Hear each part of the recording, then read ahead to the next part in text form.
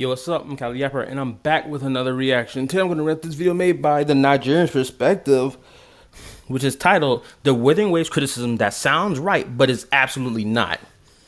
I'm going to say this right now before I even get into this video. I done watched way to about when he starts mentioning Lupa being an irrelevant character, and people will be upset about her being a background character in 2.4 story. I'm going to disprove that entire claim once we get to that.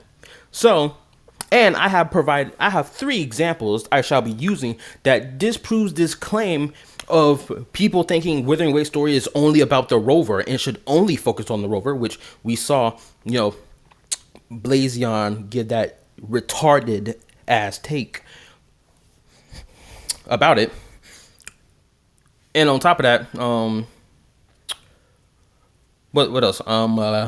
Yeah, we're gonna disprove that. I got 3 examples. We're gonna get into it. I got a Genshin example, I got a solo leveling example, and I have a Gacha Kuda example, which, by the way, I'm already at episode 18, or I just finished watching episode 18 of Gacha Kuda. I am nearing the end of it. It's been a fun watch, by the way. And watching Gacha Kuda slaps this whole idea that Wuthering Waves story is only about the rover and can only be about the rover into the freaking garbage can. But we're going to get into that once, we start getting to the main point. Let us begin the reaction and disprove this entire ridiculous claim that he's about to make. Let us begin. A couple of weeks ago, I made a video talking about the Wuthering Waves 3.0 story, a video that heavily criticized how the story was being told and the method they used to tell it. And as one would expect, this was a video that's really resonated with a lot of people, also highlighting... Oh wow, look at this. Does nobody remember the sidelining of Lupa for 2.6? How come Rover and Lupa were the winners of the Aegon, yet it was only Rover called by Augusta to join the hunt? Yeah, he's about to, I'm gonna say this right now, he's going to make an excuse for why it's fine that Lupa wasn't supposed to be a part of that story. Watch, you're gonna see what I'm talking about. Anyway, let's proceed. Oh, another thing I would be disapproving is that this whole thing of like, oh, characters being used properly by the story is somehow a Hoyoverse writing style, when it's not a Hoyoverse writing style. It is by all account, it is a standard writing style that every writer uses for their stories. Which is why I have 3 examples in my pocket that I shall be using in this reaction. Let us proceed. Satisfaction with that. And as one would expect, this was a video that's really resonated with a lot of people, also highlighting their dissatisfaction with that story in particular. And honestly, that dissatisfaction went beyond just my personal audience. I mean, if you remember the entire community back then, you'd realize that that story in particular was one that really wasn't liked by the wider Wuthering Waves community. I mean, there were criticisms on top of criticism being thrown at that story, and even by extension, the game itself. But of all those criticisms, there was one that really took the spotlight. One that the entire community didn't just associate with the 3.0 story, but really with almost every story Wuthering Waves has ever told. I mean, even right now, after Wuthering Waves has given us the 3.1 story, one of the best stories the game has ever delivered, it is still something that certain parts of the community keep bringing up to this day. So in this video, rightfully so. I don't know why you're making it sound like, oh, they shouldn't be mentioning that just because 3.1 story was good. Excuse you? Now, maybe that's not your intention to mention it like that. But if that's the angle you're coming at it from, that's an entirely ignorant way of coming at it from. That's no different from people who criticize Genshin's story for like certain story chapters or whatever, being like, man, this story wasn't actually the best. I didn't really like how this was done, how it was presented, right? And then we get a good story in the next patch update, and then we're like, oh, are we not, even though this story patch was good, we're supposed to ignore what happened previously? Like, no, nigga, absolutely not. That's not how that works. I don't know why you framing it like that. Again, if that's not your intention to frame it as such, it is what it is. But if it is your intention, that is so off base. Stories the game has ever delivered, it is still something that certain parts of the community keep bringing up to this day. So in this video, we're going to talk about it, and more importantly, ask the question of whether this criticism actually holds any weight, or if it's just something people who don't like the game say to express that dislike. So if you enjoy this kind of content, if you really think, I'm gonna say this right now, anyone who really believes it's the latter and not the former, you are retarded. I'm gonna say that right now. I'm pulling that word out immediately at the start of the reaction. You are retarded if you really think the criticism is not valid. And it's something that people just throwing just for the sake of saying they hate Wuthering Waves. Generally, you are retarded if you think it's the latter and not the former. Let's proceed. Be sure to like the video and let me know your thoughts about the criticisms of the Wuthering Waves story. Literally, Vincent made 2 videos that I reacted to, talking about Wuthering Waves 3.1 story, 3.0 story, Acts 1 and 2. Go watch them. Shoot, go watch my reaction to them if you want. But, you know, I prefer that you actually go watch the original video rather than my reaction. You know, give that nigga his views. Anywho, shoot, if I got to, I'll link them in the description of this reaction.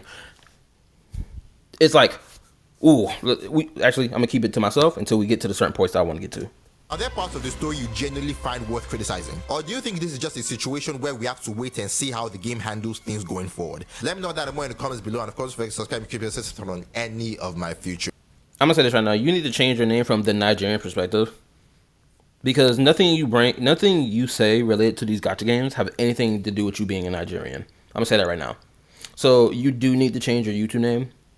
This is like the only critique I have towards you as a content creator. Well, not only, I have a handful of other ones in relation to the takes you give, but this critique is valid because, again, there's nothing Nigerian about your perspective when you talk about these games. Like, I'm not learning anything about Nigerian culture or language or anything of that kind in relation to your videos. So I still don't understand why you name yourself the Nigerian perspective. Because if I go back in time through you only have what, 122 videos? If I go back in time through your entire playlist of videos, more than likely I'm not going to find content related to you being a Nigerian and giving your perspective as a Nigerian. Maybe I could be wrong if I go back in time. But again, you need to change your name to something else. Give it a little more style, give it more, you know, pizzazz to it. Anyway, that's enough of that. Let's proceed. Future videos. All right, let's get into it. So in my Wuthering 3.0 review video, I pointed out a couple of things that I felt were wrong with the story in general. But the one we're going to focus on here, the one most relevant to this conversation, is character integration. Because one of the biggest problems with the 3.0 story was really how Chisa was treated within that story. See, in case you're not aware, the general idea behind Chisa's involvement in the 3.0 story was that she wasn't particularly involved at all. She felt almost completely sidelined so that our attention could be focused on the new 5-star character. That was the general impression that story gave off, and to be fair, that was also how the story itself was structured to look. But it's exactly that idea, the sidelining of Chisa, that gave birth to the criticism we're discussing in this video. A criticism that strongly suggests that Wuthering Waves has a habit of sidelining its characters the moment they are no longer useful. That after we finish the story where these characters are showcased and highlighted, they practically stop existing because the game becomes more focused on showcasing and highlighting the newer characters instead. And as I said, this is a sentiment that a portion of the Wuthering Waves community has continued to push even now. So the big question is whether there is actually some validity to this idea. I mean, is character integration actually... It's not some validity, it's blatant validity. It's absolutely 100% factual. There's no arguing against that. And I'll say this right now. Again, I have this nigga in my comment section in one of my old videos talking about Wuthering Waves story. The nigga called Winden Sukuna, which... Should I pull up this nigga channel right now? Let me pull up this nigga channel so I can show you. Winden Sukuna.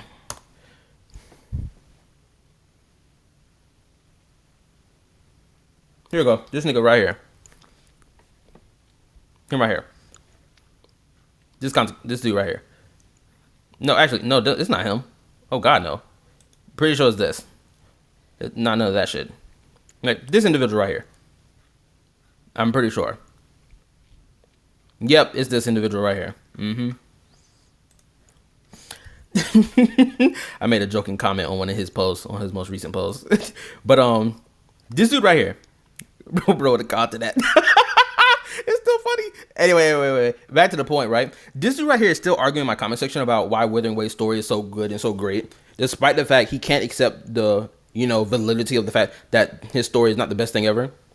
He's sitting here arguing. He's still arguing in my comment section from a video from like 3 weeks ago, talking about some, oh, Chisa wouldn't have provided anything to the story, which is a retarded take, knowing damn well she was at the school the entire time just watching shit happen and not being active as a character, when she literally could go help. Especially if, you know, the rover called her, which, you know, communications was still up when the school was attacked, not once, but twice. Rover had every opportunity to call this girl to be like, yo, hit my lineup. I need your help. Can you come help me? She would have jumped in being like, yes, sir. Absolutely. I got you. Within the way she was written as a character. Oh, hold up. Let me go back. Missing things. Because more... Hold up. Okay. We were right here. But anyway, you get the point I'm making. Right? Let's proceed forward. I may go more in depth later. Discussing in this video. A criticism that strongly suggests that Wuthering Waves has a habit of sidelining its characters the moment they are no longer useful. That after we finish the story where these characters are showcased and highlighted, they practically stop existing because the game becomes more focused on showcasing and highlighting the newer characters instead. And as I said, this is a sentiment that and on top of that, they love doing like characters mingling with each other off screen. like they did with Chisa and Lene. These niggas met off screen through via text that Chisa sent at the end of the 3.1 story. Let that sink in.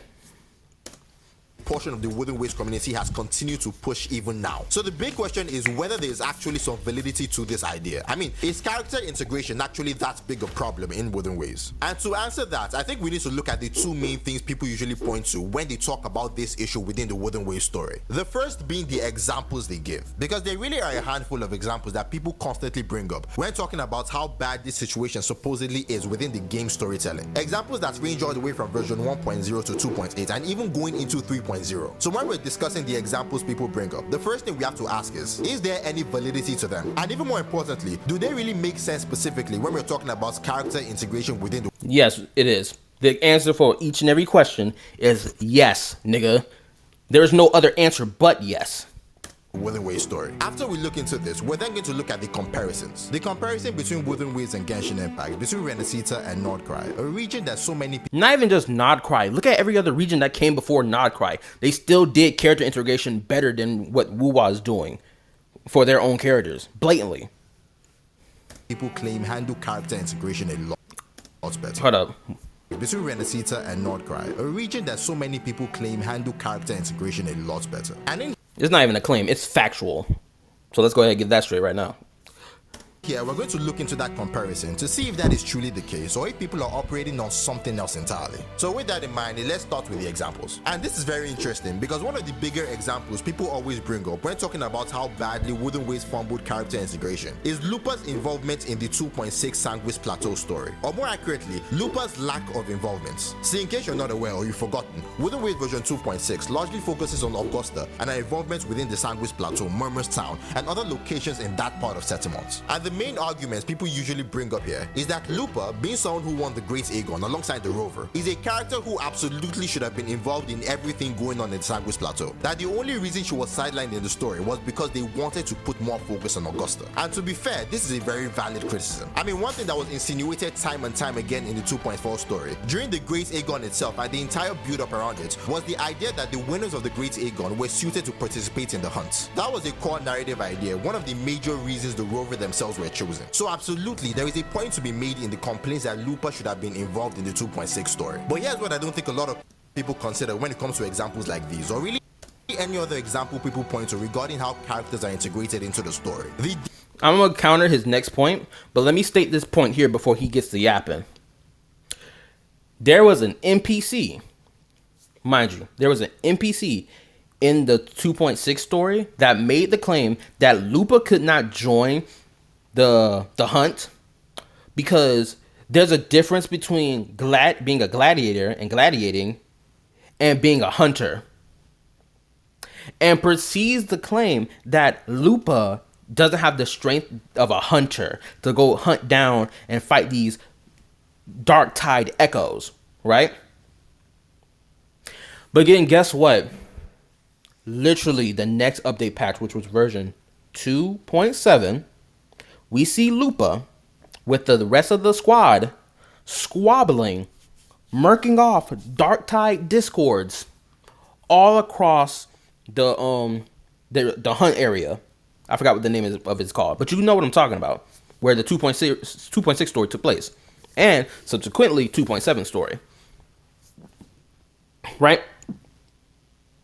Do you know how nonsensical that is for the writer of the story to literally have an NPC claim that gladiating and hunting is two separate things, and then on top of that imply that the gladiator who won the Aegon, who won the right to go on to the hunting with the leader of Septimont, is weak and can't do it because there's two separate things, despite the fact she earned her place, she earned her spot, and try to make it like, oh, it's so difficult, she's not going to handle it. But somehow, some way, the main character can? What? Despite the fact both of them won the Aegon together? Make that make sense. And again, Lupa appeared in the 2.7 story with every other character for this Avengers Assemble moment and was cleaning up Dark Tide Tacit discords all over the place. Also, wasn't she there to fight the freaking Thermodian as well in the final fight? We had everybody from both from Raguna City and Septimont squabbling with the Thermodian. Lupa was there as well. So what type of nonsense is that for the writer to literally be like, oh, Lupa can't come here because she's too weak. Oh, but she's strong enough to go deal with that though, right? Does that make sense to y'all? The answer is no, it doesn't. Let us proceed. The difference between involvement and relevance. See, if you think back to the 2.6 story and look at every major character involved in that narrative, Augusta, Avidius, one thing you'll quickly realize is that they weren't just present in the story, they were directly relevant to how the story progressed. Augusta being the F4 and the ruler, and a deep connection to Murmur's town. As the high priestess and the one who ultimately sacrifices herself, guaranteeing the success of the entire hunt. Avidius being intimately connected to the Fractidus and the larger mechanics driving the conflicts. Every single one of these characters had traits and narrative roles that made them crucial, not just to that specific story, but to the direction future stories could take as well. Now ask yourself this question. We all agree that Lupa should have been involved in the hunt. I mean, the game practically set up that involvement. But what actual relevance would Lupa have had within the context of that particular story? I mean, knowing Lupa's story, her past and present, everything that defines who she is, what connection would she have had with anything within the Sandwich Plateau? And this is a very important thing to consider, because when you really think about it, the conclusion you come to is that yes, Lupa should have absolutely been involved, but even if she were, an involvement would have created another problem, one that the exact same people complaining about her lack of integration would have inevitably still complained about, and that is the fact that the story would have played out almost the exact same way, regardless of whether Lupa was there or not. Essentially, Lupa would have ended up as a background character within the larger narrative. And that's fine. Let me explain to you why that's fine. No one is asking for Lupa to take center stage or be like some crucial part of the main plot going on in 2.6's story. Niggas are asking for her to be there because she won her place.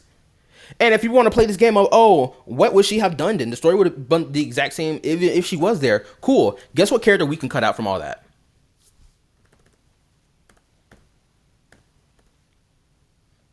There's one character from all three that he just mentioned we can cut out from the story and replace with Lupa. Relevance would this nigga Avidius. We went through the entirety of 2.4 story, right? Of everyone, all the main players, from the Rover to KallaTheYapper and Lupa being trapped in a Sonorosphere created by Cristoforo. All three of them experiencing three different story plot lines separate from each other, right? The writers literally could have made Lupa a fictional character made up by Cristoforo. Literally. Because they already did play with the idea of like, oh, this world the story we're experiencing isn't the actual real story and we're all trapped in a Sonorosphere, right? Literally. Her entire life could have been like this, been what Avidius' story was. Her being fake, not being real the entire time, right? Could you imagine if they had done that with the story? People, the whole thing of people claiming that Wuthering Waves story is darker than Genshin's, is a really dark story, whatever. It would be a little more valid if Lupa had been this fake fictional character who never really existed, and we assumed that she did. And the Cristoforo wrote her having this bubbly personality and whatnot, and going through her trial and tribulations too, all the way up to the end when she realizes, yo, I'm a fake. This nigga created me. I'm literally a fake. But guess what? This fake is about to go out in a blaze of glory type ish. And then she could have had the moment that was made for Avidius. If you cut out Avidius and just put Lupa in his place, right? Literally, boom. That's how you make her story relevant. Make her be a part of the plot that extended from 2.6 into 2.4. In particular for Avidius' character. Because let's be honest, Avidius didn't do much in the 2.6 story. Let's be freaking for real. Nigga got washed. And let's say this. Let's say, Avidius has that role covered, right? Let's say that. Let's say Avidius has that role covered of being the fake fictional character that we were going to find out later in the 2.7 story, right? What role can we give Lupa? We can have Lupa, be a bodyguard to, probably be on the same hunting squad as Augusta and Rover. Maybe be a two-man mission with, Avidius as he traversed through that old town that was destroyed. That was, Augusta's old homeland, old town that she used to live in with her friend known as Galbrena, or now known as Galbrena, right? She could have been there with him as he discovered that underground area with that tree.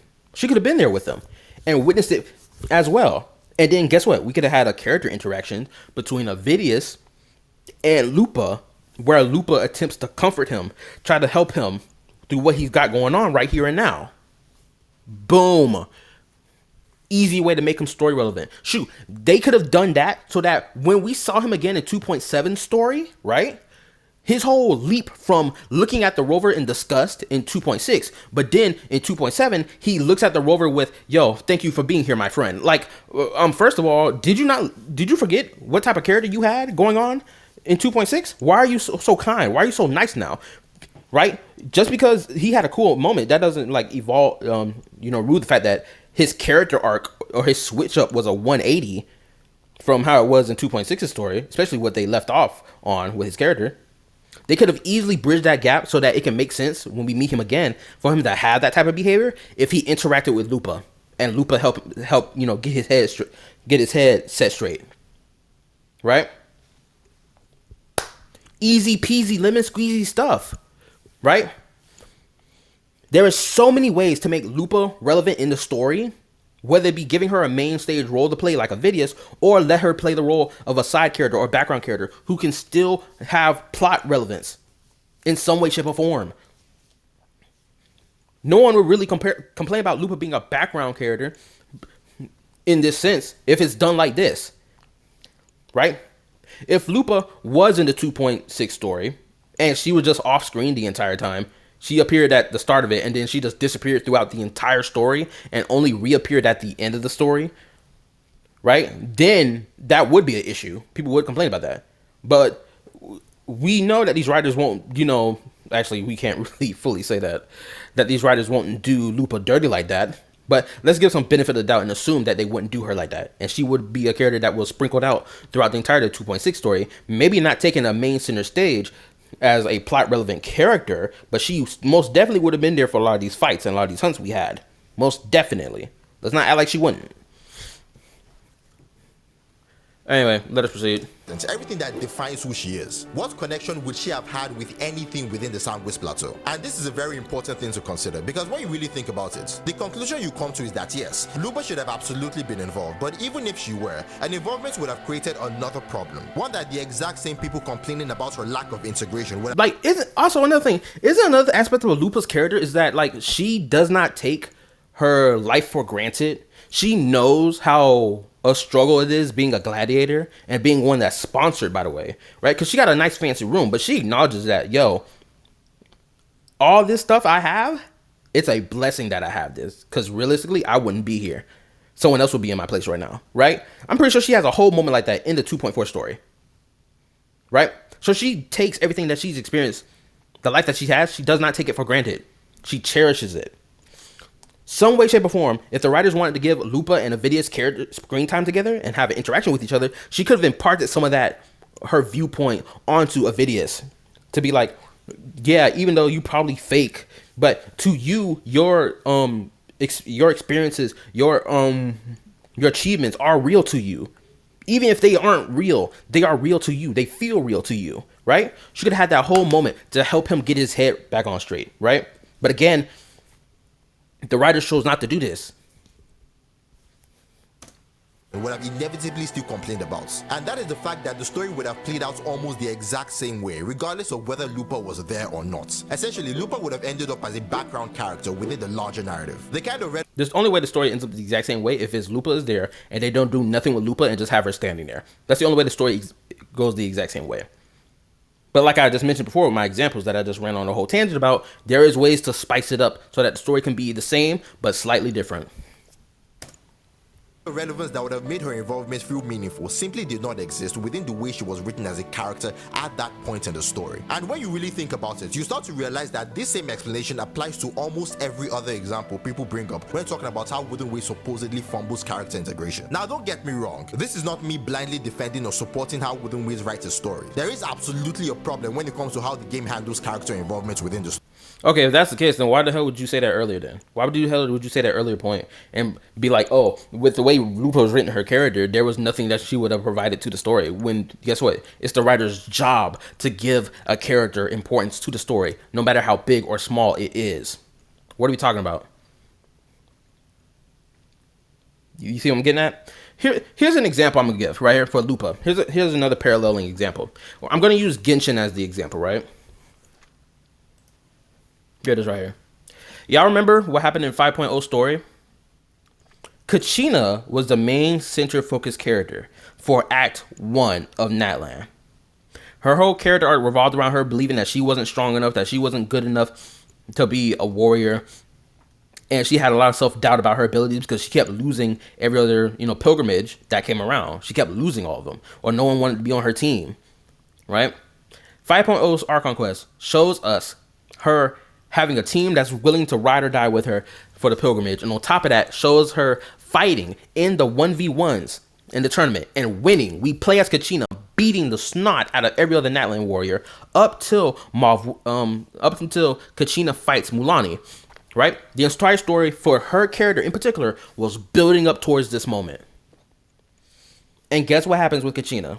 She wins the pilgrimage and earns her spot in the Night Warden Wars, where 5 or 7 Natlan warriors will go out and fight any Abyss invasion across Natlan. That's the whole purpose of it, right? Let's look at the scene right here. She knocked her in her face with it. Sorry, Milani. I'm so sorry. I went too hard. Look. Yes, watch your god acknowledge your existence. Homegirl was crying because she took the victory. Kind of crazy, but I respect it. The winner is, from the Children of Echoes, Kachina! Let's go, baby girl! Woo! She won her spot to fight in the Night Warden Wars because she wanted to be a useful warrior to her people, to the nation of Natlan against the Abyss, because that's Natlan's entire culture, fighting against the Abyss so they can live to see another day, to fight for their future, my guy. Right? Now, it may not parallel one-to-one with Lupa's story and the story of Septimont as a whole. It may not parallel one-to-one, but there's a damn near a lot of similarities between the two. Right?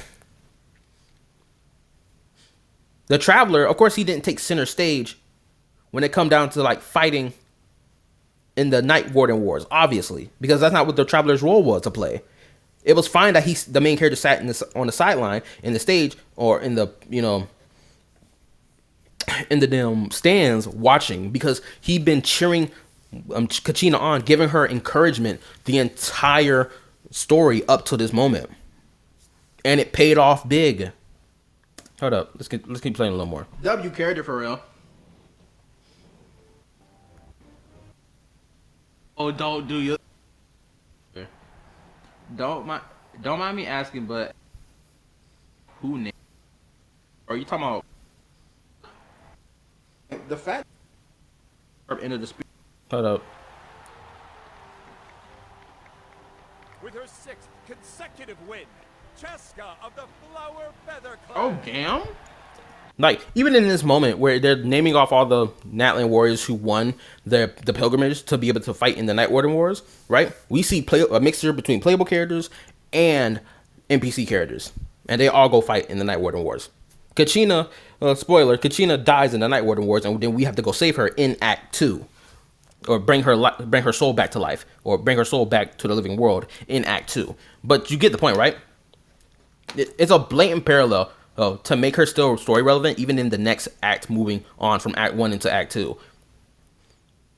Now, Kachina, she didn't play that big of a role in later chapters of Natlan's Archon Quest, but we still saw her around the area. We still saw her interacting with other Natlan characters. And even when Act 4, got down and dirty, we saw her fighting alongside Mulani, taking out these Abyss monsters and healer trolls of all types and sizes. And of course, the other heroes of Natlan as well, getting down and folding these niggas, right? So they didn't make her seem like she just stopped existing after Act 2 or like Act 1 when she won the pilgrimage, and then went on to the Night Warden War. Like, they didn't act like she ceased existing after the fact.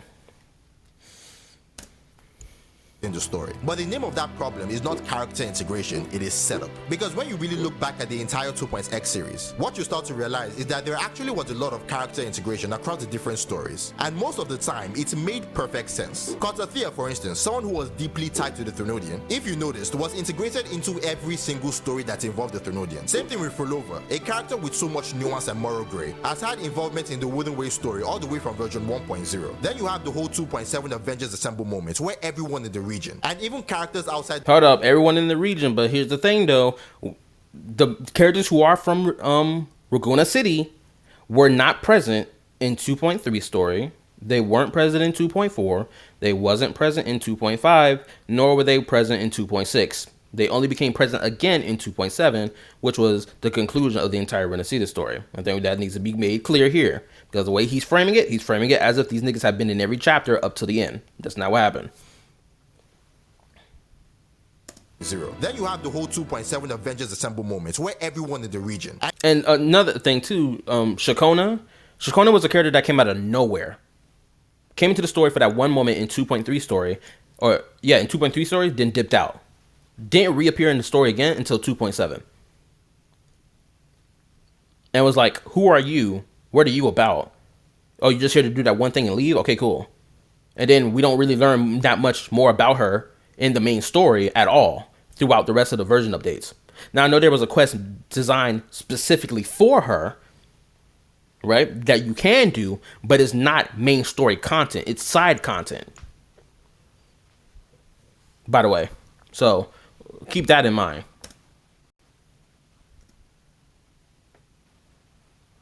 And even characters outside the region were involved in taking down the big bad. These are all examples where... Yeah, characters outside the region, which were the Black Shores, which among the Black Shores characters, we only really learned about 2. Well, if we think about main story content, we only learned about one of them, which was, Shorekeeper. But if you look at old companion quests, you can say we learned a lot about Encore and what's her face? A flower chick. Red flower chick. I forgot her name. You know who I'm talking about. I can't be bothered to remember her name right now. But even then, we didn't learn about those characters in the main story content. We learned about them in side content, which was character story quests, which again are optional and not necessary for you to play in order to continue playing through the main story content of version 1, especially when we go to the Black Shores location. Again, this goes back to like version 1 should have lasted longer than how they made it last. They shouldn't have jumped straight to version 2, because then we could learn more about the Black Shores and their characters, and probably even more stuff related to, Jinzhou as a region. Anyway. Where characters were almost masterfully integrated into the narrative, giving us experiences that felt memorable specifically because of how those characters were woven into the story. But what you also start to notice when you look back at those same stories is that there were clear expectations for certain characters to appear in certain arcs. And those expectations existed because of how the game set things up beforehand. The entire Looper situation is a perfect example of this, because like I said earlier, it makes sense that Looper wasn't involved in the 2.6 story simply because she would have been almost useless in that specific narrative. Basically a background character within the 2.6 arc. But the problem was that the game set up her involvement with that specific story during the 2.4 story, the Great Aegon Quest. And really, that setup is what made every single complaint about her not being properly integrated into the story carry so much weight. Another really good example is the KallaTheYapper and Cantarella situation. Characters who aren't just random, but are representatives of the 2 biggest family in the... Oh yeah, I was gonna mention that too. I was about to mention Carlotta and Cantarella. Entire nation within the story, the Montelli and the Fasalia family. And that alone was more than enough setup for us to expect an actual conversation between these 2 characters, to see their dynamic. But aside from them briefly acknowledging each other in the 2.7 story, the last story within that arc, the game never really gave us a proper direct interaction between them. Once again, there was a lot of setup surrounding these characters, but nothing that felt like a satisfying payoff. And even if we fast forward to a more recent story, you can see that same pattern with a character like Chisa. And yes, I have seen all the theories. I've seen how people connect the 3.1 story back to the 2.8 story, and how Chisa might end up being relevant in the 3.2 story. And if that actually happens, that's pure speculation. Because if that's the case, she should have been present in the freaking Act 2. She should have been present in even 3.2 story as well. Oh. So it's like, that's pure speculation until proven otherwise, right? Why in the hell are we waiting till version 3.2 for this character to be relevant to the story? Why couldn't she be relevant to the story in 3.0? What type of writing decision is that? Literally, Here we go. Prime example, right? Prime example. Wow, that just sounds stupid in context, especially knowing that she has been off screen doing nothing this entire time after we met her.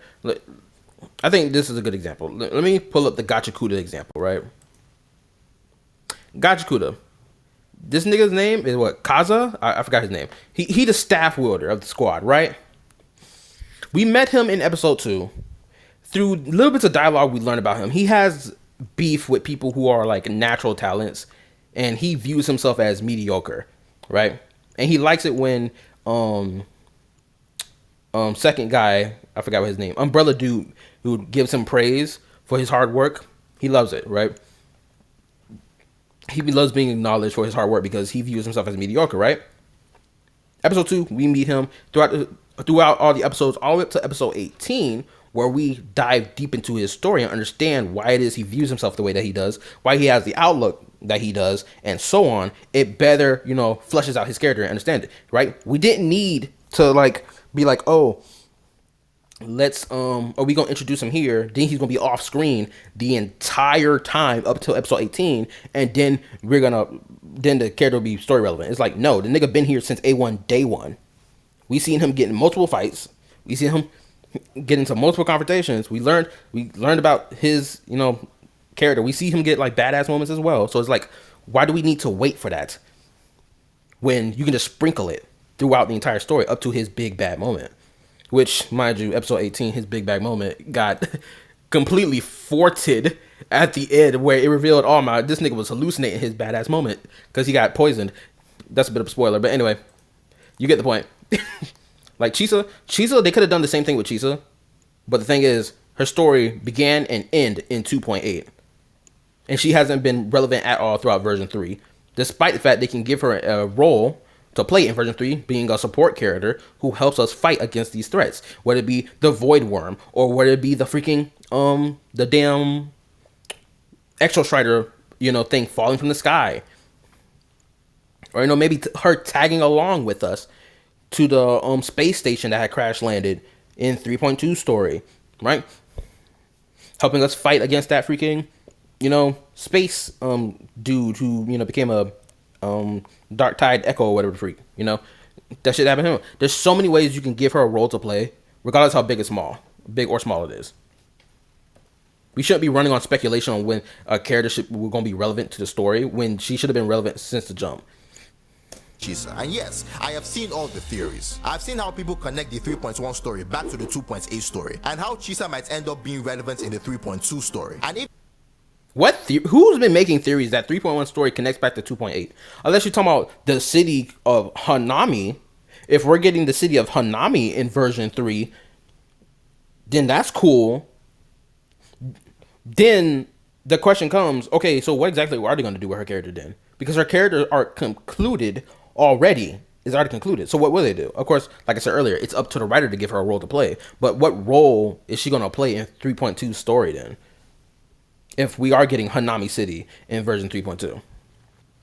What exactly is going to happen in Hanami? Are we going to go to Hanami City? And if so, what are we going to see, like the racism, or not racism per se, but the discrimination that she faced as being a resonator? If so, that would be great. And we'll see how she navigates that with her, how she is now. That would be pretty good. But then I have the question, okay, are she going to have an interaction with her parents? Well, we know that she interacted with her parents. So is she going to find out like the overarching plot, probably a Fraxidus plot that had been happening in Hanami, even since before she was born, where they were purposely discriminating against resonators on purpose? They keep them in lock and key for whatever grand scheme that they had. Potentially, if that's the case, that would be pretty awesome. But again, this is pure speculation. And if that actually happens, that would be phenomenal. It really would. It would mean that Wooden Ways actually paid off something he deliberately set up. But even if that ends up being the case, it still doesn't. Well, actually, no, that wouldn't make sense because her story setup wasn't 2.8, and then they concluded it in version 3.0, where her mentioning how she met with her parents off screen a couple days ago before the rover even appeared. So her story has concluded. They had to create for her a new story to follow on, to give her a new objective. That's what they have to do. or give her something new to like go up against or involve herself in. That's the only way that's gonna be good for her character. This wouldn't be a payoff because the payoff already happened. They did it in 3.0 story with her meeting her parents, which was something that she said that she was gonna do in 2.8. So the payoff has already happened. They have to set her up with something new now, or give her something new. So I disagree with that. Would mean that Wuthering Waves actually paid off something he deliberately set up. But even if that ends up being the case, it still doesn't erase the dissatisfaction we felt during 3.0. The feeling that Chisa could have, at the very least, been written better in that story. That she could have been depicted in a way that gave us some level of satisfaction, instead of the hollow feeling we were left with at the time. And remember, all of this still banks on a theory, on an if when it comes to our eventual payoff. And that has always been the real problem within the story. But unfortunately, a lot of people saw this lack of satisfying payoff and started to confuse it with a flaw in character integration. And to be honest, on its own, that Actually, there is more flaw in character integration in Wuthering Waves story. But the thing is, it started happening after version 2 came out. Once we got to the latter end of version 2, from like, let's say, from Lupa all the way to 2.8, right? Then we happen again in 3.0 story. We were already drip marketed characters who would be released in version 3. They had a whole teaser trailer for characters that we would interact with or come across in the main story content for version 3. Right? Peep game. We saw the characters across. We saw these characters across Act 1, 2, and 3. But here's the problem, though. These characters didn't do nothing but stand there and exist. Lucilla, I can't pronounce her name properly. That chick, right? Purple hair with the hat, right? In 3.2 story, at the start of it, she talks to Rover as if she's met Rover off screen, or she's already met Rover on screen, despite the fact we know that they met off screen, and they're talking like, oh, Rover has been attending her classes off screen, which is bad. And they're trying to treat it like, oh, this is her first time being shown off in the story, or this is her first time interacting with the Rover when it's not. Right? And this is her first time being on screen.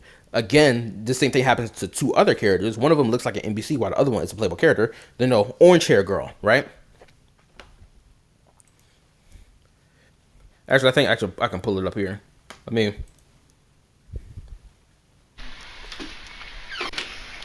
hello, welcome. Excuse that. Let me go to lives.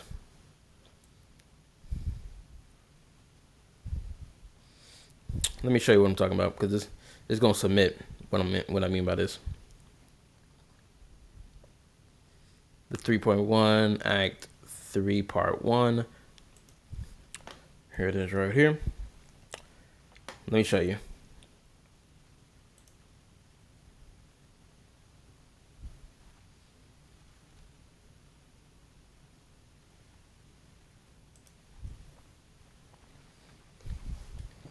This shit right here. These 2 appeared in the story right here and now, as if we've known who they were the entire time. Especially with her interaction with how she talks to the Rover. There's another person in this classroom with orange hair. I think where's she at? Right here. Another character. Wait for it to load. Oh. Nah. Orange hair is here. Oh, hold up.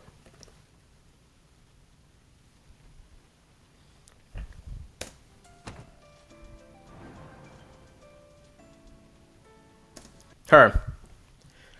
Apparently she's a member of the tribe that's here in Lehiroy. But the thing is, we have not met her even in Act 2, where the tribe was an aspect of Act 2's plot that was being used. We did not meet her even there, which doesn't even make sense. If she's a part of the tribe, why didn't we meet her in Act 2? But we're now seeing her for the first time in the story in Act 3. Does that make sense? No, it doesn't. This is another issue with character integration and their setup as well. Same thing, right? In 3.0 story, and especially in the prologue should have had us interact with characters who are part of either the tribe or the academy across the board before driving in its main plot with Lene and what's going on with the Fraxidus. But they didn't do that. So now we got a whole bunch of characters popping up in the story randomly that should have been popped up at 3.0 story, who are popping up now. And it's just like, who are you? This is your first. Now you're appearing now. Why? Why weren't you here previously? Why are you being shown here late? Again, back to the Gachakuda example that I mentioned earlier, right? And then,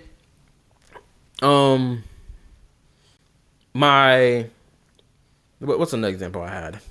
Even in Nod Cry, right? Nod Cry, we had a teaser for Nod Cry's entire character, all the characters that we would meet across Nod Cry's story, right? We've met every last one of them in the main story plot before their banners even came out, right? From Nefer to Durin, who was another character that came out? Nefer, Durin, Columbina, I'm trying to think who's someone else, but you get the point I'm making, right? Even after the character banner came out, which was a Nefer, right? All these characters from Nod Cry played a role in Nod Cry's story, and we got introduced to every last one of them, right? 3.0, 5.0 story, or no, 6.0 story. The prologue for Nod Cry, or the first act for Nod Cry, was playing the role of setup and finally character integration, along with like execution with the main plot of what we were dealing with, right? And that's why Nod Cry's story is so freaking good, is because they're treating their characters like characters and using them properly. They're not misusing them. They're not misplacing them in different sides of the story where, oh, they're only now showing up when they should have showed up prior. For example, let's say this. What character can I use? Yeah, let's use Flynn's character, right? Flynn's character appeared to us in the prologue, or in Act 1 of Nod Cry, right? Act 1. He appeared in Act 1. He met the traveler in the hallway. We had a bit of a conversation, and then he left. And then we went our separate ways. Then, right, Act 2 happens. Act 2 happens where we're here, the fact that Flynn's apparently murdered someone, and people trying to find Flynn's. We go find him. We go look for him, and boom, guess what we find? We find this nigga getting attacked by the individual who actually killed the individual in question that people accuse Flynn's of killing, right? We help Flynn's, we find out the truth of what happened, this, that, and third, and we start helping him and try to figure out how can we deal with this threat that's here, right here and right now, right? Imagine if he only appeared in, let's say, the Act 3. Let's say he appeared only in Act 3 of the story, and not in the act where he should be in, that's related to the Lightkeepers and Rerir and what he got going on, right? Could you imagine that? You know how bad that would be? Oh, we're dealing with the Lightkeeper plot, but the Lightkeeper, the character, the playable character that's from the Lightkeepers, isn't involved in that plot. Does that make sense? No, it doesn't. It's bad. So I have that perspective looking at this character, knowing that we just dealt with the whole tribe thing and their innermost vulnerable workings of their inner tribe circle, and then this character is apparently here who's been here when that stuff went down but didn't show up at all. Like, what are we doing? What exactly is your purpose then? You can't be a new person a part of the tribe because you dress like you've been a part of them for years since you was a child. So it's like, what are we doing here? Anyway, let's get back to the video.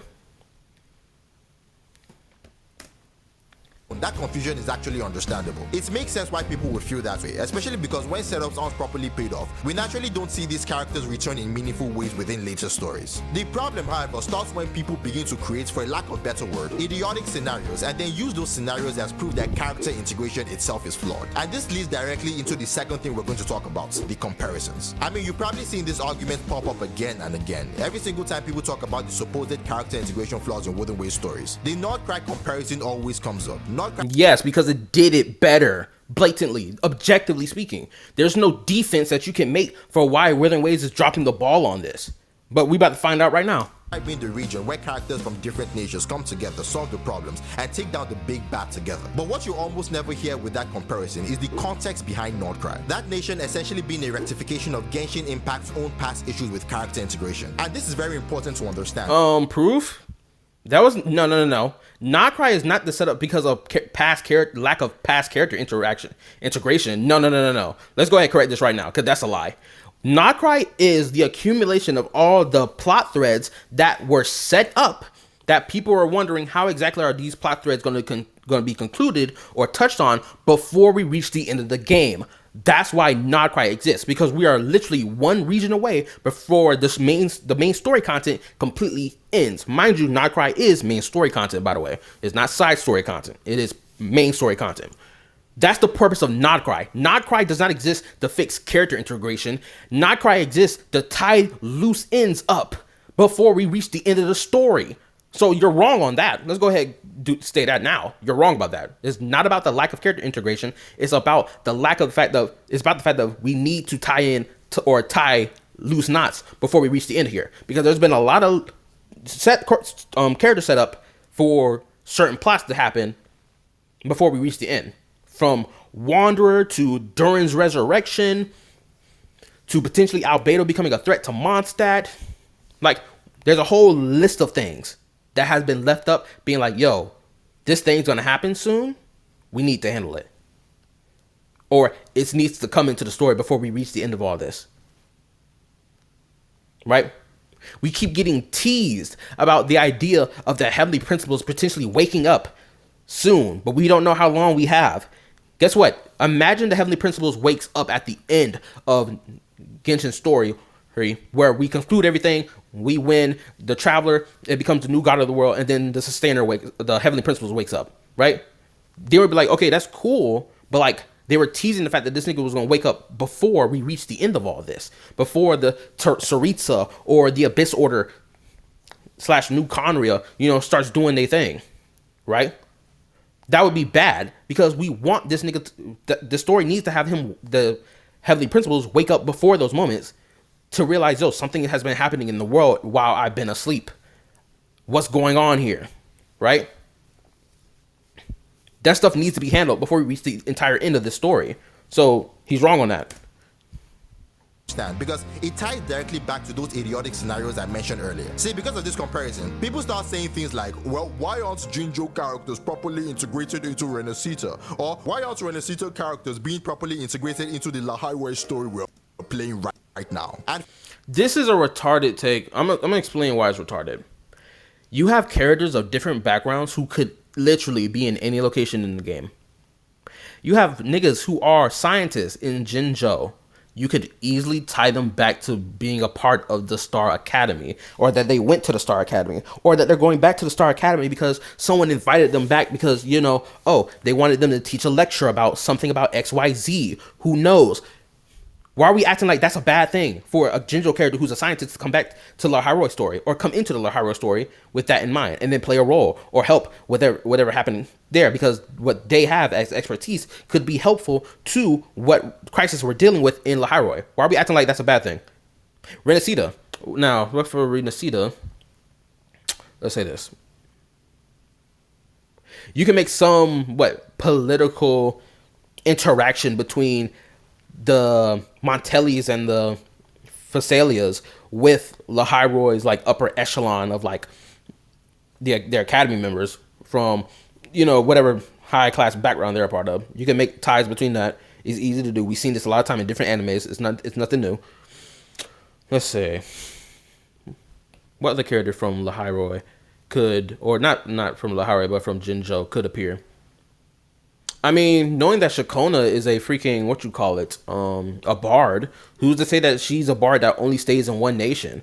Who's to say that she can't travel to other nations, sing her, music and her lyrics to other groups of people, from Jinzhou all the way to fucking Lahyroy? Right? Who's to say that she can't do that when she can? What about Lumi? The 4-star character Lumi from Jinzhou, who's a, she delivers mail, right? Did we forget about that character somehow? I know I didn't, but she's a 4-star character who delivers mail. Who's to say that she can't deliver mail to Jinzhou, from Jinzhou to Renacita to Lahyroy? Who's in the world saying that she can't do that? Who's saying that her job is only strictly in Jinzhou? Because the postal service works across the board. You don't have just postal services in your nation and that's it. No, you have a postal service that extends from your nation into other nations. because of whatever business deals or whatever things of items or goods that need to be exported and imported from across the world. Who's to say Lumi can't appear in Laharoi's story, you know, delivering mail, delivering goods or what have you? Who's to say that she couldn't? Nothing is. She can easily do that. But it takes creativity from the writers to do so. What's another character I can think of? We already saw Wandering Swordsman. I forgot his name, sorry. He came from Jinzhou to Renesita looking for Scar. You don't think this nigga wouldn't travel from Jinzhou to go to Lahairoi if he finds out Scar's there? Knowing that the Fraxises are here in Lahairoi, you don't think he would come here hunting down that nigga? X him out? What are we talking about? You see the point I'm making? All these takes of like, oh, a character can't come to this story because they're from this region is BS when we've seen it happen time and time again in other anime, and we've seen it even in Genshin. It does not matter what region this character is from. The writer can make any reason, any excuse to give the character a pathway that will lead them from the location they were previously to where the main character is right now. This idea that they can't at all is stupid. It's dumb. It's, let me say it, retarded. And from all of this, they then label that as a character integration problem. The logic being that if we don't consistently see every region's character appear in every new patch, then the writers must not know what they're doing, and by extension, the game itself doesn't know what it's doing either. And all of this being said while using Nordcry as the golden example of how things should be done. And you don't even need to use Nordcry. Look back at Sumeru. Look back at Inazuma. Look back at Mondstadt. Look back at Leeway. Look back at Fontaine. Look back at Natlan. All these prime examples of characters being set up in the story, being present here, and being used. Granted, Natlan is a little iffy because, Ian-san didn't really get used, which is a damn shame. It's a real damn shame. But the point still stands. What are we talking about here? Well, yes, I can admit that Nordcry does handle cross-region character integration very well. And what do you mean cross-region character integration? Are you referring to characters that's not from Nordcry? Because you're just showing the Nordcry cast right here. If you're talking about like Arlecchino and Sandrone doesn't really count because we didn't really meet Sandrone in any other region before Nordcry, so that doesn't count. Arlecchino, Durin, Albedo, Wanderer, yeah, their character integrations make sense into the Nordcry story, knowing the stuff that we're dealing with. Obviously, duh, because it was set up prior to this moment, years ago. A year ago, 2 years ago, 3 years ago. That's why it fits and feels good. And it's done right. But to sit here and act like, oh, using Nordcry as the golden example, yeah, people are going to use this as a golden example. But let's not sit here and act like Nordcry is the only example. Like I mentioned again, Sumeru Archon Quest, did we not meet every playable cast character from Sumeru who are part of the main cast of the story for Sumeru? Did we or did we not meet them before their character bundles came out? Last time I checked, we met Al-Haytham and Dia and Nahida.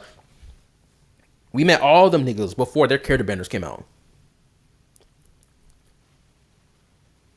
So what are we talking about here?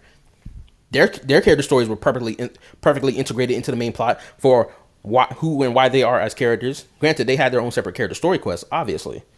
But we got enough of their characters to understand where they're coming from. Why exactly they're doing what they're doing. Why do they care? What's their reason for wanting to help deal with the sages of the academia? Whether it be cultural reasons, whether it be personal reasons, or just something that just benefits them because it's like, oh, well, I didn't feel like dealing with that or want to be under that, so let me change it up, right? They have all their reasons for why they want to help the traveler, save Nahida, and restructure the academia from how the sages have structured it. They all have their reasons. And it played out perfectly well.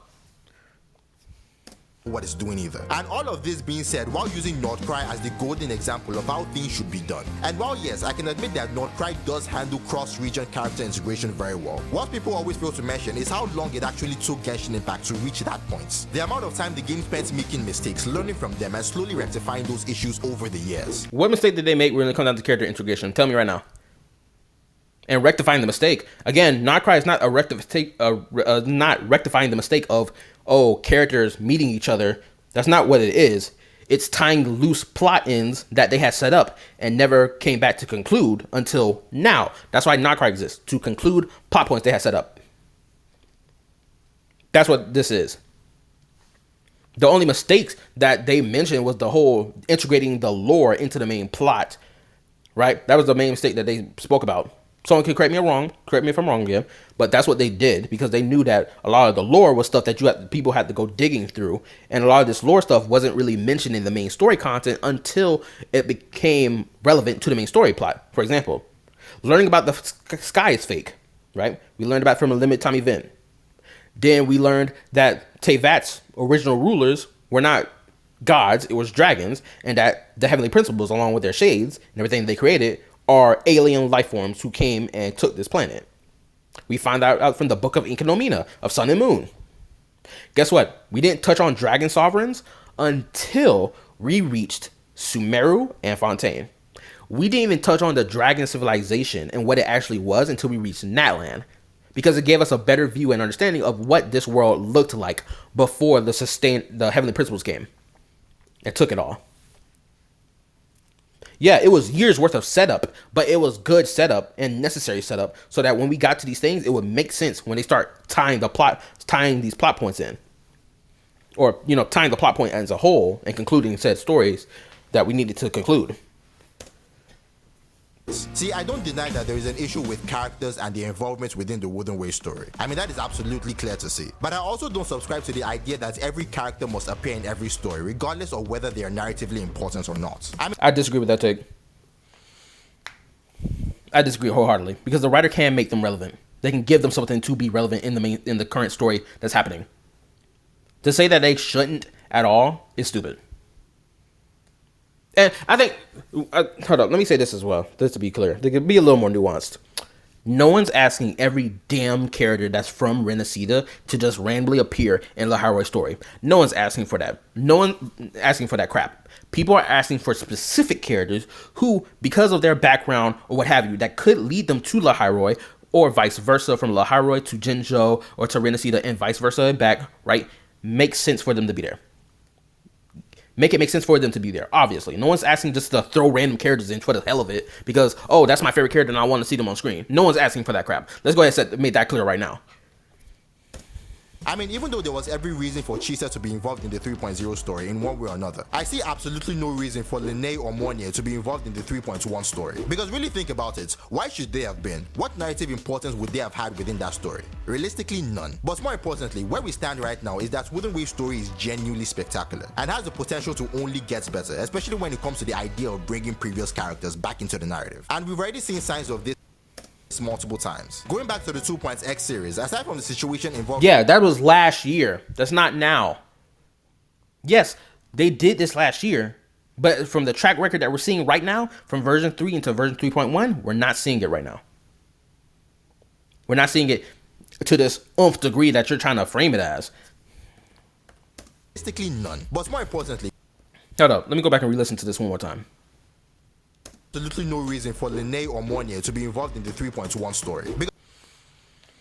Let's think.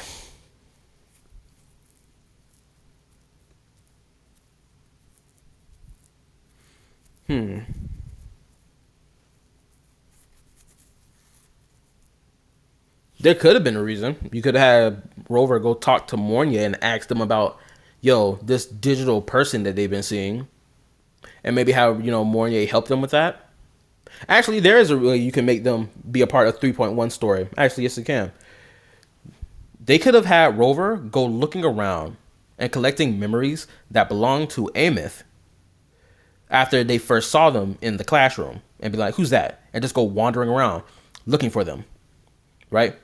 Coming across different areas, coming across playable characters from Mournier to Linné and asking them, hey, have you seen an individual look like this before? Right? Let the Rover draw up a image to give a visual image of the description of the person that they're looking for, because they keep seeing them, right? Have Linné give her input. Have Mournier give her input, right? Before we eventually meet Amith officially for the first time at the cockpit where she overclocked and died in and linked up with the, Sentinel Exo Strider, right? Boom. That's an easy way to make them relevant to the story. They may not have a big role in the story, but they have a role significant enough related to Rover looking for Amos, and then having Amos and Rover meet each other for the first time. Easy rewrite to make them relevant in some way, shape, or form. Because really think about it, why should they have been? What narrative importance would they have had within that story? Realistically, none. But more importantly, where we stand right now is that we can only say realistically none because we saw how the story played out as it was. But if you think about rewriting the story and how certain things played out, you can have these characters have their involvement in some way, shape, or form, regardless of what they can provide, something that's crucial to the main character or not. Wave story is genuinely spectacular and has the potential to only get better, especially when it comes to the idea of bringing previous characters back into the narrative. And we've already seen signs of this multiple times. Going back to the 2.x series, aside from the situation involving KallaTheYapper and Fulova, we saw this clearly with Geshu-Lin being incredibly relevant in the 2.7 story, which is almost 10 versions after his introduction. I mean, even when you look at the 3.1 story, we can admit that yes, there were no past characters 10 versions after it. Hold up. With Geshu-Lin being incredibly relevant in the 2.7 story. He's incredibly relevant in the 2.7 story when it came down to the Wandering Swordsman, yes. Right? But for all we know, this nigga's not going to be a playable character because this nigga is dead. Someone correct me if I'm wrong if he's dead or not. But I'm pretty sure this nigga is dead. He's already died already. I'm pretty sure. Because how, Dragon Sorcerer was talking about him in passing. This nigga has died already. Right? The significant role he plays is, of course, directly tied to what Wandering Swordsman had going on, obviously. And the corruption that was happening back in the other part of Jinzhou. I forgot the name of the place, but there's another part of Jinzhou that hopefully we get expanded upon sooner or later. Right? Because they left story set up for that. And whether or not we eventually come to that, we'll have to wait and see. But yeah, here's the thing though. He's trying to make it be like, oh, well, this side character, this NPC was relevant from version 1 that we saw him for the first time, and then he appeared in 2.7 story with Wandering Swordsman. See, that's an example, but the thing is, this is not a playable character. No one's asking for NPCs to become relevant to the main story. People are asking for playable characters to become relevant to the main story. And last I checked, this nigga is dead. He's an NPC. Story, which is almost 10 versions after his introduction. I mean, even when you look at the 3.1 story, we can admit that yes, there were no past characters physically present, but the game still acknowledged the journey the Rover had been through in Jingzhou and Renacita, and that alone reminds us that those adventures still exist within this world. They're not just one and done situations that the story forgets about. So if we truly want more past characters to appear meaningfully in future stories, I think we should give Wuthering the same luxury we gave Genshin Impact. Nigga, nobody gave luxury this. No one first, hold on. Let's go ahead and say this now. Nobody gave Genshin luxury that past characters will appear in the main story. You wanna know why no one gave it? Because no one had a reason to suspect that Genshin wouldn't do it when they kept doing it for years on end. From every main story quest to limited time event quest, all the way up to Nod Cry. So no one had a reason to be like, oh, let's give Genshin the benefit of the doubt if they're going to bring back old characters. No one had to do that because Genshin already showed that they will do that for years now, up to Nod Cry. So what are we talking about here that, oh, we need to give Wuwa the same leeway that people gave Genshin in this regard? No one gave Genshin this leeway in this regard. No one gave them that because there was no need to, because we already knew what the deal was, because we saw how they handled their characters when it comes down to the plot points that we experienced. So there was no need to doubt it. Wuthering Waves, on the other hand, has given us multiple reasons to doubt it. Right? Here's a point that I made when I was playing through Septimon's story, which was this. I was like, why isn't the Wandering Troop, the troop that Brant and Roshia are part of, why aren't they here in Septimon? Just performing for a show for the gladiators as like a halftime show, right? Why aren't they here? Because because they're performers. Why can't they come perform for a halftime show for for the Aegon tournament or whatever crap, right? Why can't they? There's no reason why they can't. There's no reason why people from Raguna City can't come to Septimon main city and be there. There's no border that separates them. There's no law saying that they are not allowed to come here. Clearly not. So why aren't they here? I'm not saying that they need to play a big role in the story, but how about we flex them, doing the thing that they claim that they are a lot more? How about this? Why in the world was Phoebe not present in the 2.5 story, knowing 2.5 story had Fenrico as the antagonist for the 2.5 story? Why? There's no reason why she couldn't be when legitly her religious belief is the main focus of that plot, or at least as the antagonistic force in that plot. How about when Wandering Swordman was the one that gave, the first relic lighthouse lantern lamp, or what you get, what I'm talking about, to the rover so that the rover can use it to dispel the darkness made by the Thermodian? Why couldn't Phoebe be the one to give it to him instead? But instead they give it to the new shiny 5-star character to do that, instead of Phoebe, who's more directly tied to Fenrico because they both share the same religious belief, and Phoebe has been questioning her faith ever since the end of Act 2, right? Act 2, Act 3, one of those acts, right? You see what I'm talking about? So Wuthering Waves has given us plenty of reason to be like, yo, especially with Chisa. Chisa is one of the two big pieces of damning of whether or not they're going to handle their characters properly. They're the two biggest reasons why. Shoot, even Lene being used in the, Act 2 of 3.1 or 3.0 story, even her segment of the story where she comes in, or she's being used, thanks to Mournier needing her to testify against the dude who, the dude who may have been conspiring with the Fraxidus to create those dark tide devices or whatever, because she felt his resonance on it, or his lingering resonance or frequency on it, right? Even her segment of the story where she's supposed to be used doesn't even get really used at all, and I'm pretty sure it happens off screen, or it never freaking happens. Despite the fact we're told that it's supposed to be, we got a whole scene with Mournier and Lene setting that up as if we're going to see that on screen, but it didn't happen at all, or it happened off screen. So it's like, again, there's so many check boxes that Wuthering Waves has done when it comes down to a failure of character setup and character integration, or just having characters that make sense to be in an area not be there because, just cause reason. Because they won't provide anything to the main plot, despite the fact it's the writer's job to provide the character with something to play a role in said plots, regardless if it's a very important plot or something very important, part of the plot, or if it's something mundane, right? As I mentioned with my examples I mentioned earlier of what they could do with certain characters, but choose not to. Anyway. Time to develop the story, time to build narratives where it actually makes sense for past characters to be involved, and more importantly, time to pay off the setups that already exist. But that is just my take. What do you think about the character integration issue in Wuthering Waves? Do you think it's actually a major problem, or do you agree that the game just needs more time for everything to properly connect and make sense? We've been playing this argument of it needs more time. Y'all niggas have been playing this argument for Wuthering Waves for the last 2 years, I'm pretty sure. No, it's been the last year since Wuthering Waves came out. Y'all been playing this argument of, it just needs more time.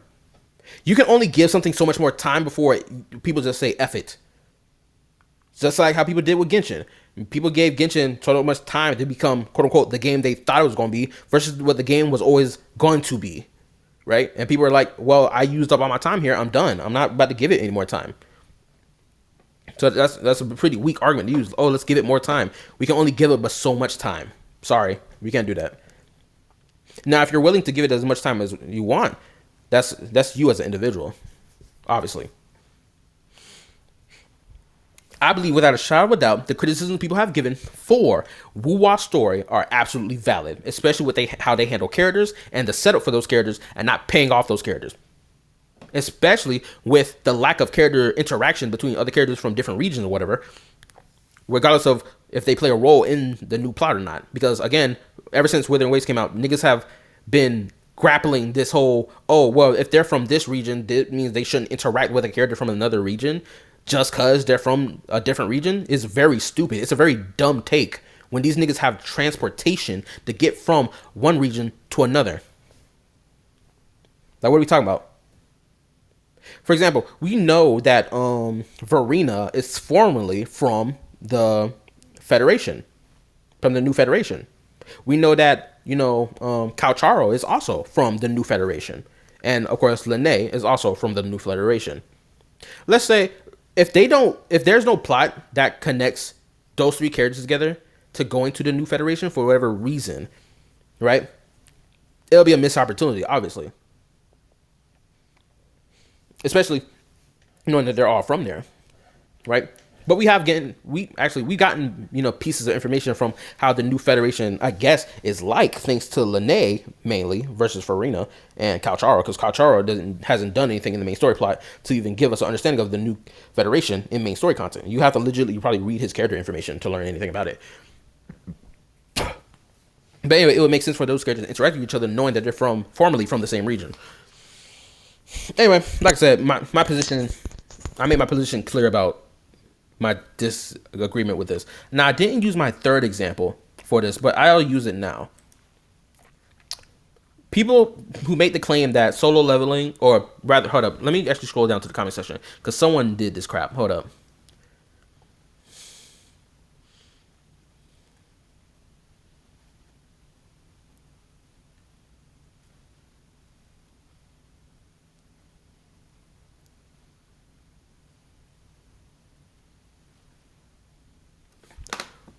This is a dumb take about Lupa. When we look at it from the narrative perspective, Lupa has no chance to join the hunt because Emperor only can invite one person. That's a stupid take to have. And if that's the case, why in the hell would the tournament have these characters fight in teams of 2 or 3 in the tournament and not just have it be one person, a 1v1 all the way through to the end? That's a dumb thing to have. If the Emperor can only invite one person, that's stupid. That's a bad writing choice. Hold up. Anyway. After watching all the videos, I realized many people didn't understand Wuwa's storyline and don't understand his POV. Withering Waves uses only Rover's POV. There are no multiple POVs. If something happened behind Rover, it means the character in Withering Waves aren't just actors on stage. They actually live in the world as NPCs.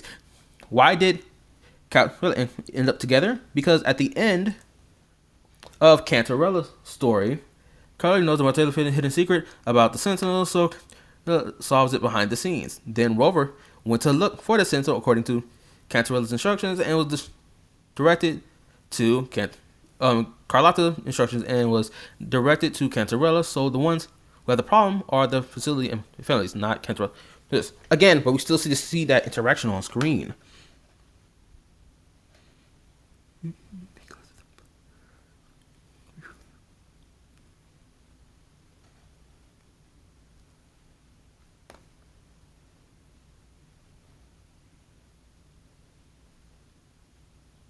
This second sentence is bullshit with the point I mentioned prior. Because that's... See, even that's a bullshit. This is a bullshit workaround to try to be like, oh, why is Lupa present in 2.7? Because Dark Tide is everywhere. Yeah, it's everywhere. But it goes against the point that the freaking NPC made, claiming that she was a gladiator and a hunter is 2 separate things. Well, if that's the case, then she shouldn't have been fighting in 2.7 story. She shouldn't have been doing it. And on top of that, she shouldn't have been mollywiping the freaking squad, the Dark Tide creatures at all, since she can't freaking do crap. But anyway, I'm going to use my example now. Hold on. Actually, I think... What? Hold up. The problem with this criticism is that it judges every patch as an isolated story. That's just wrong. Walkers are like anime episodes. They have continuity between patches. Sure, there are problems, but there's bigger fish to fry. BS, nigga. We cannot use the whole, Wuwa. This is BS. This is such a BS thing. I'm gonna explain why. People judge it as isolated stories. Every patch has an isolated story. Well, guess what? Because of the fact that they did poor setup and how they're arranging their character stories along inside with the main plot, it feels disjointed. Everyone has made that claim that Wuwa's story feels disjointed from patch to patch to patch. You can feel it the moment you start playing it because they didn't do proper setup for the entire region at the start of the freaking region's release, which is version 3.0. 2.0 on the other hand, that's a little bit different because it felt like, we were setting up pieces for future characters with the 2.0 introduction story, right? That's why I didn't feel that way, at least for some of it, until we got to like Septimont when things started feeling disjointed. All right. And like this whole, hold up. This is wrong. War patches are like anime episodes. The same thing can be said about Genshin Impact. And it's like, what are we even doing here? Like, I hate the whole Withering Waves is like solo leveling or like anime comparison BS or excuse. Because it's just like, bro, you do know even side characters such as this nigga from Solo Leveling. This nigga is the son of a guy who owns a big construction company, whatever. He has a story dedicated for him amidst the entire Jinwoo show, right? Because he has his own thing to develop into, or person that he needs to develop into that isn't being focused on in the main story plot, because the main story plot is focused on Jinwoo. So it's like, what are we talking about here? That, you know, Withering Waves is a story that's only about the Rover and only should be shown from Rover's POV. I know that's not what the previous comment was exactly saying, but this is a point I keep seeing. Even Blazion made this take that Withering Waves story is only about the Rover and should only focus on them, and other characters are not the main focus. Despite the fact anime episodes dedicate stories for their side characters, just like I mentioned earlier with Gachakuda. Hold up. This is the main character of Gachakuda. Episode 2, we meet this dude. He is a side character. Episode 18, we dive deep into this side character's personal story as he's in the midst of a fight. Or rather, he got defeated in his fight. It's like, this, I'm not gonna lie, this whole hand waving. I'd say Wuwa story keeps reaching new peaks, and I hope the writers and developers try to integrate more relevant characters and not forgetting ex characters. I probably wanted to see her involved in the hunt, but at least do not consider it appropriate to take a woman who have been Wait a minute. What is this take? But I at least do not consider it appropriate to take a woman who has been recently traumatized for who knows how long to what was basically a war zone. Or why do you think her epilogue was about her drinking wheat juice instead of her brand juice?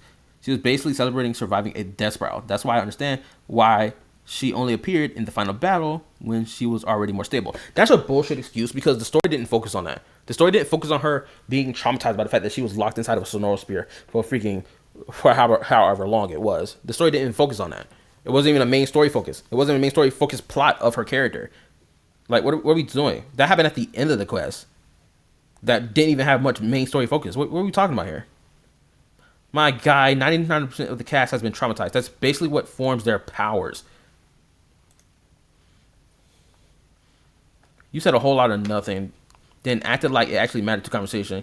Critical thinking is dead. Every playable character had trauma in their backstories, meaning every playable character at the hunt was going through or dealt with trauma besides Rover. Heck, Lupa's whole arc was pushing through all of that, making the statement even more off. Like, you see what I'm talking about? This is the type of pushback you get when you get valid criticism for the story. This whole argument of, oh, her being traumatized, therefore it makes sense why she wasn't in 2.6 story is stupid, knowing the entire playable cast from version 1 into version 2 and version 3 have all been traumatized, and they're still fighting. What are we talking about here? It's stupid. Anyway, you get the point I'm making. Like, you got niggas in this comment section making excuses off the cuff about, oh, this, that, and the third. It's like, what are we talking about?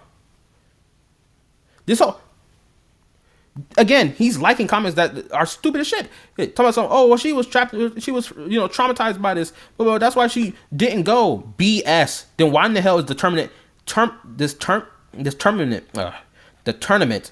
have people fighting in teams against each other and not just 1v1s? If only one person can be invited to go with the effort to fight in the hunt. Do you not know how stupid that is? That doesn't make any sense. If the whole group won, the whole group needs to be invited to the fight. That doesn't make sense to only invite one nigga.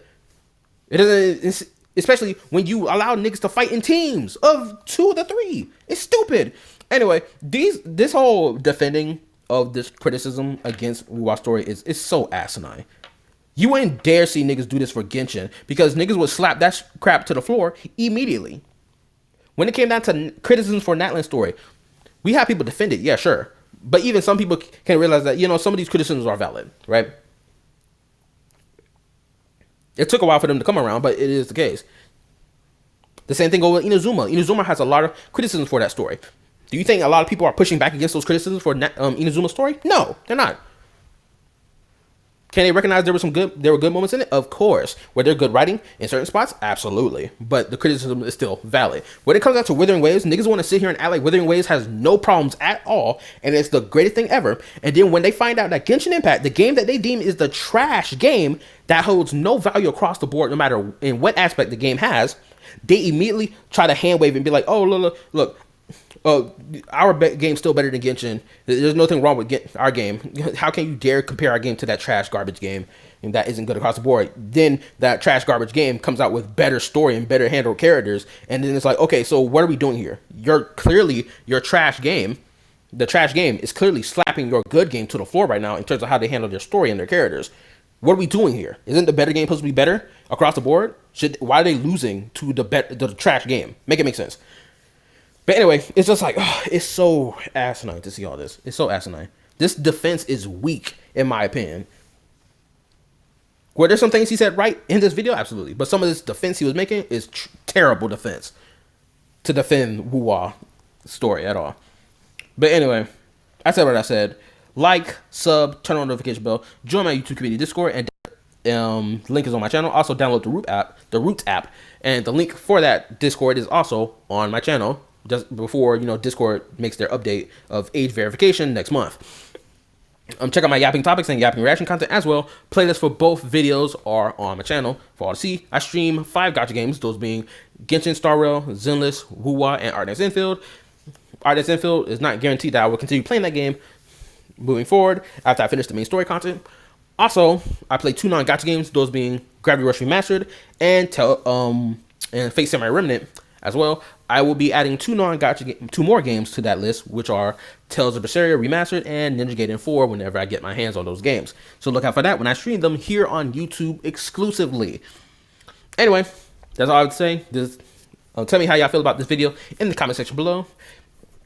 And maybe even provide your pushback to some points I made. Maybe some points I made were not a little nonsensical in your point of POV. If so, let me know in the comment section below.